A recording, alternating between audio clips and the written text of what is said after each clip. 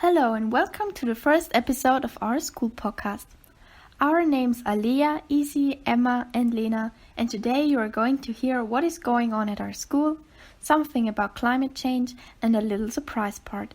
We even got the chance to talk to a teacher from our school about the project going on. Now I may ask Leah to start telling us what is going on at our school this month. Colorful leaves, cold weather and Halloween. When we think about October, these thoughts often come to our mind. But what is actually happening in our school this month? Without any doubt, this October was spectacular, since we did not only celebrate Thanksgiving, but also the Friends' Day, which is a tradition in our school. This month also one of the most special events took place, but I will later come back to this. Stay tuned. The first topic I want to discuss is the Friends' Day, which takes place on the 4th of October every year. Every year, each class attempts some activities linked to St. Francis of Assisi. For instance, this year we went for a walk through Wales. Because Francis was really connected to the nature and to animals, our mission was to take creative pictures of us and the nature in order to compete at a challenge where the best picture wins. We tried to find lots of beautiful locations, however, at the end it was unfortunately not enough for the victory. In order to complete the day, we had a vegetable and fruit picnic in the school garden. Let's talk about another really fascinating event in our school, the graduation ball. It took place again after a 1-year break and was breathtaking. Have you ever been to a prom? This year was my first ball and I was really excited because I didn't know what to expect. It is one of the most exciting events of the 8th graders, and this year the ball was about the topic ABBA. Moreover, for the evening, all students, family members, teachers and other people were dressed beautifully. The girls were wearing outstanding dresses and the boys good-looking suits. Mamma mia, all looked amazing. Let's be honest, it was one of the best midnight deposits I've ever seen. It was filled with lots of cool choreographies, outfits and music. Therefore, I really enjoyed watching it.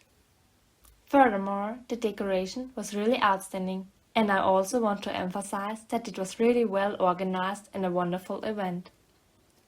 All in all, it was an unforgettable evening for all people. Therefore, I am really looking forward to our graduation ball next year, because we have already started with the first preparations. I'm sure you don't want to miss this. To put in a nutshell, this October was full of awesome events, but let us now come to a topic that is important and present in our lives all months of the year, and not only in October, since it can have enormous effects on our future. Thank you, Leah. Yes, you're absolutely right. The topic we're going to talk about now is actually really dramatic.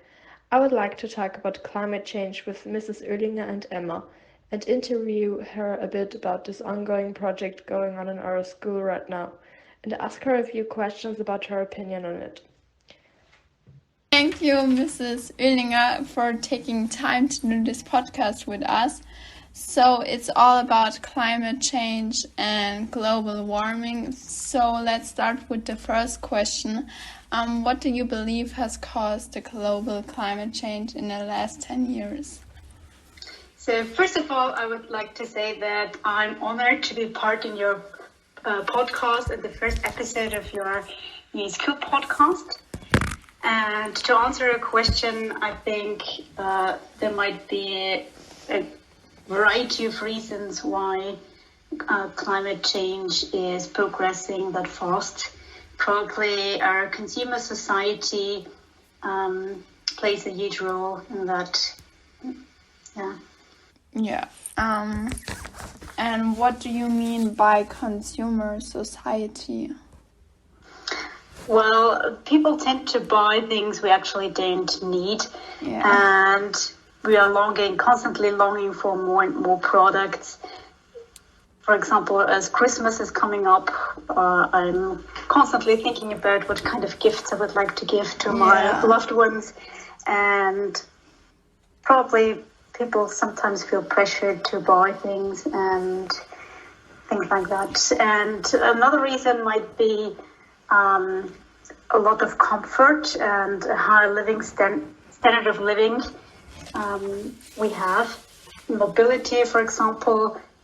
I'm a proud owner of a car, and I really like to use all those benefits a car brings along, like flexibility and time management. But frankly speaking, it's not the best option for our climate. So using public transport might be the better option there. Yeah. Okay, thank you. What could be done to rescue the Earth from getting destroyed even more? What do you think? Well, that's a tough question. I think everyone has to contribute in the fight against climate change.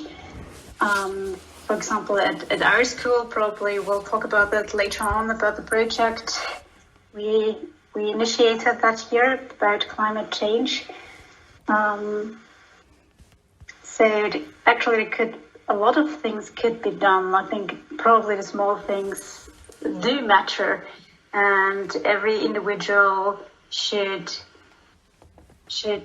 be aware that he or she can change the situation at least a little bit. Oh, okay. Thank you. Do you think protests or demonstrations help, like the Fridays for Future protests, for example?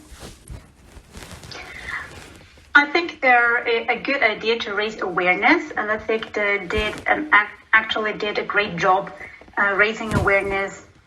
A lot of people now know about the climate change issue, and a lot of young people also contributed and participated in those protests. So I actually think they can change a lot. Yeah. And did you personally ever take part in one of these protests? No, I didn't, because I'm a teacher and I have to go to school. Oh, okay, yeah. So, yeah. Yeah. Didn't get a chance to do so. What other projects, or what project is the one going on at our school right now? Yeah. So the project is called Making a Change, and it's all about climate change and sustainability. Our school applied to a once-in-a-lifetime opportunity, and it's a project initiated by the University of Innsbruck and TU Graz, as well as BOKU Wien, and they're well-known, world-renowned climate researcher, Dr. Helga Kromkolb. And basically, the project is all about kind of transforming society, raising awareness, and actually change something, change behavior towards a more sustainable one. And this should be done by integrating the issue of climate change into school life and daily life. So the students are participating in this project and should therefore tackle the issue of climate change by bringing in their own ideas, and they're supported by experts throughout the whole process of project work. And those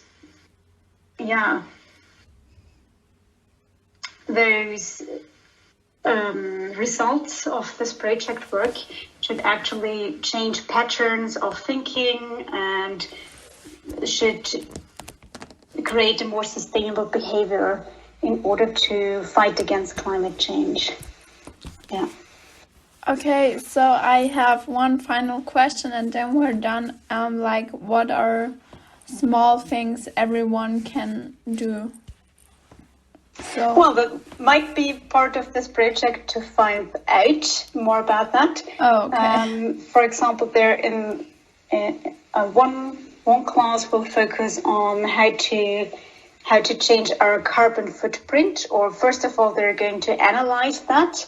So the carbon footprint consists of various factors they're going to analyze. For example, the usage of electricity or heating, mobility, food, and other criteria. So they're going to analyze our consumption and use of those things, and then probably try to find solutions or ways how to improve our behavior towards a more sustainable one.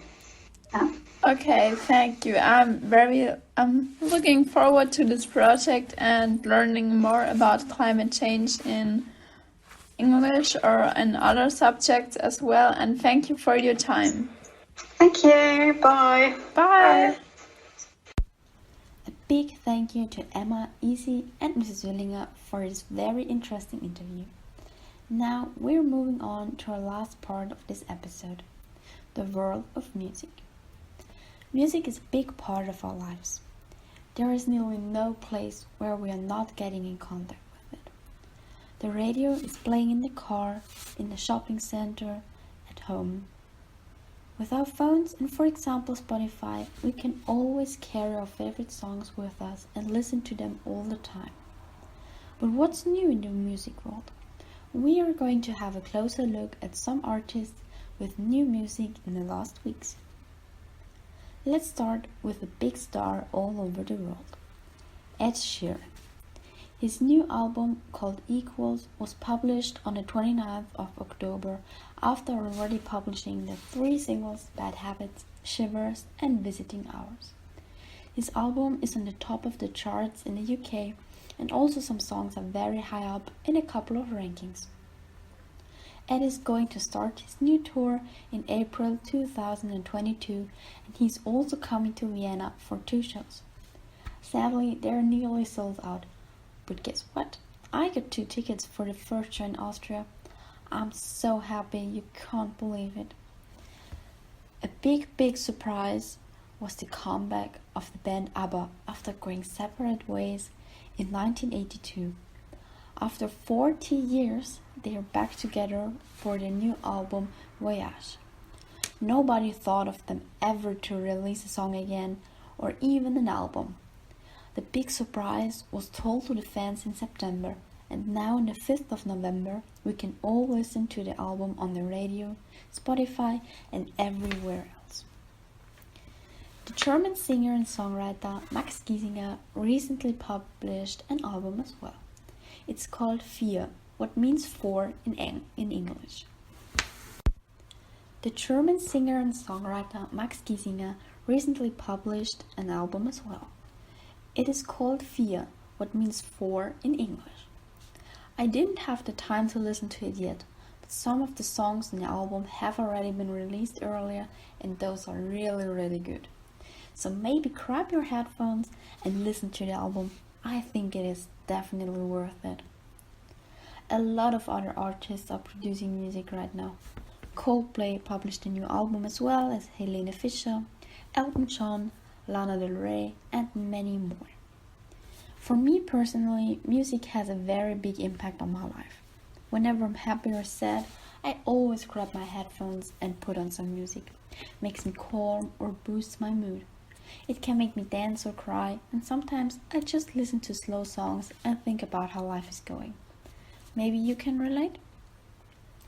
Thank you for listening to our podcast. I hope you had fun getting to know what is going on at our school, also connected to the environment and what is going on in the music world. Tune in for our next episode in December, maybe even with another special guest.